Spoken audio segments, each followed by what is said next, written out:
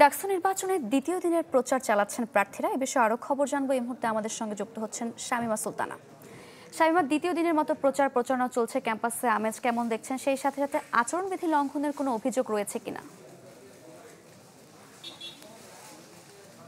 একটু বলে রাখি যে গতকালকে কিন্তু আমরা দেখেছি যে যখন থেকে প্রচারণা শুরু হলো তখন থেকে কিন্তু বোর্ড টানিয়ে ব্যানার টানিয়ে বিভিন্ন জন প্রচারণা চালাচ্ছিলেন এবং গতকালকে এটা নিয়ে একটি বোর্ড ভাঙচুরেরও ঘটনা ঘটেছে। তো এসব নিয়ে বেশ উত্তেজনা ছিল বিভিন্ন প্রার্থীদের মধ্যে।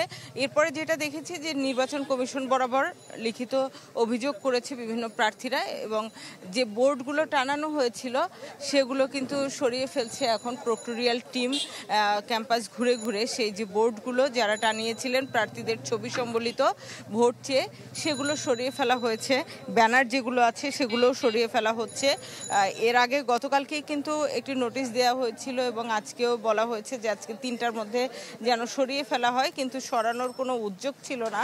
সেই উদ্যোগ না থাকার জন্যই কিন্তু প্রক্টোরিয়াল টিম এখন কাজ শুরু করেছে। একটি টাস্কফোর্স গঠন করা হয়েছে নির্বাচন কমিশনের পক্ষ থেকে। সেই টাস্কফোর্সের সিদ্ধান্ত অনুযায়ী কিন্তু এটা করা হচ্ছে। আর একটি বিষয় বলে রাখি যে আপনি জানেন গতকাল রাতে একটি ঘটনা ঘটেছে। একজন স্বতন্ত্র ভিপি প্রার্থী তিনি তার রুমমেটকে আহত করেছেন। তো সেই ঘটনা নিয়ে আজকে চিফ রিটার্নিং কর্মকর্তাকে জিজ্ঞেস করা হয়েছিল যে তার প্রার্থিতার কি হবে।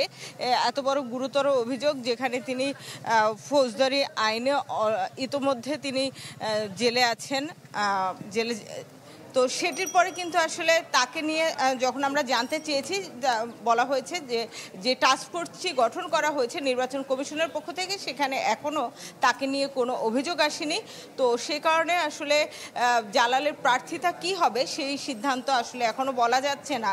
আর যে দুইজনের বিরুদ্ধে এর আগে ট্রাইব্যুনাল সিদ্ধান্ত দিয়েছে তাদের প্রার্থিতা বাতিলের জন্য, সেই দুটি পরশুদিন যে সিন্ডিকেট বসবে সেখানে সিদ্ধান্ত নেওয়া হবে। শামীমা, ধন্যবাদ আপনাকে।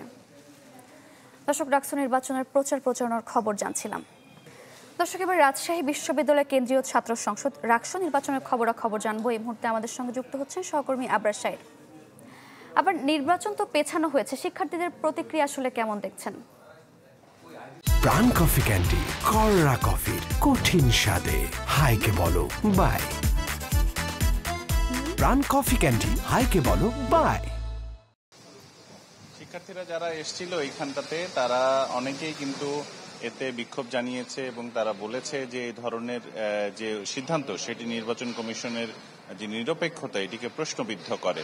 এবং গতকালকে কিন্তু নির্বাচন কমিশনের যে নির্ধারিত দিন ছিল মনোনয়নপত্র উত্তোলনের, সেটি পিছিয়ে যাওয়াতেই আমরা দেখেছিলাম শিক্ষার্থীদের সংঘবদ্ধ এখানে বিক্ষোভ করেছিলেন তারা। আজকে যেহেতু মনোনয়নপত্র উত্তোলনের চতুর্থ দিন, আজকে খুব একটা বেশি শিক্ষার্থী এখানে আসেননি।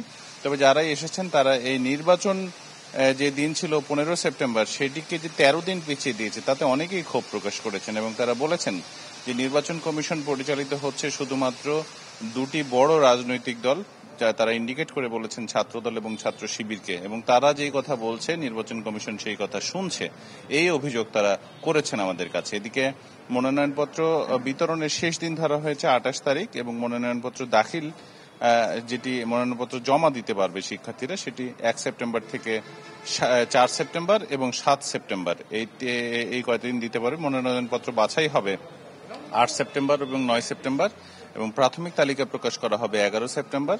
প্রাথমিক তালিকা সম্পর্কে প্রার্থীদের আপত্তি ও গ্রহণ ও নিষ্পত্তি করা হবে 14 সেপ্টেম্বর। মনোনয়নপত্র প্রত্যাহার করা যাবে 15 সেপ্টেম্বর। চূড়ান্ত প্রার্থী তালিকা প্রকাশ করা হবে 16 সেপ্টেম্বর। ভোট গ্রহণ করা হবে একাডেমিক ভবনে 28 সেপ্টেম্বর, যেটি আগে ছিল হলগুলোতে। ফলে ভোটার তালিকা ছবি সহ প্রকাশ করা এবং ভোট কেন্দ্র একাডেমিক ভবনে নিয়ে আসা এবং ডোপ টেস্টের বিষয়টি যেটি খুবই গুরুত্বপূর্ণ এবং এবার এটি প্রথম করা হয়েছে, সব সম্পন্ন করতে সময় প্রয়োজন বলেই ভোটের তারিখ পেছানো হয়েছে বলে জানিয়েছে প্রধান নির্বাচন কমিশনার। এ ছিল আমার কাছে। আবার ধন্যবাদ আপনাকে। এর মধ্যে ডাকসু নির্বাচনের খবর জানাতে আমাদের সঙ্গে যুক্ত হয়েছেন সহকর্মী অপু। আমরা জানছিলাম যে ডাকসু নির্বাচনে নারী প্রার্থীদের অংশগ্রহণ তুলনামূলকভাবে কম, এর পেছনে কারণ কি, আসলে কি বলছেন তারা?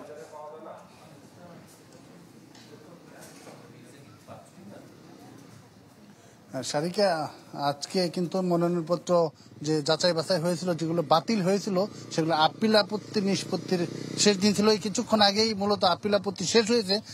আপনি জানেন যে 13 জন আবেদন করেছিল, 13 জনের 15টি পদের বিপরীতে 13 জনের আবেদনপত্রই কিন্তু ছোটখাটো ভুল ছিল, সেগুলো সংশোধন করে তাদেরকে বৈধ বলে বিবেচিত করা হয়েছে। এর বাইরে আপনি যেটি জানতে চেয়েছেন, নারী প্রার্থী কম। হ্যাঁ, নিঃসন্দেহে নারী প্রার্থী কম রয়েছে। যে 256 জন, অর্থাৎ কেন্দ্রীয় সংসদে 256 জন প্রার্থীর মধ্যে মাত্র 51 জন নারী।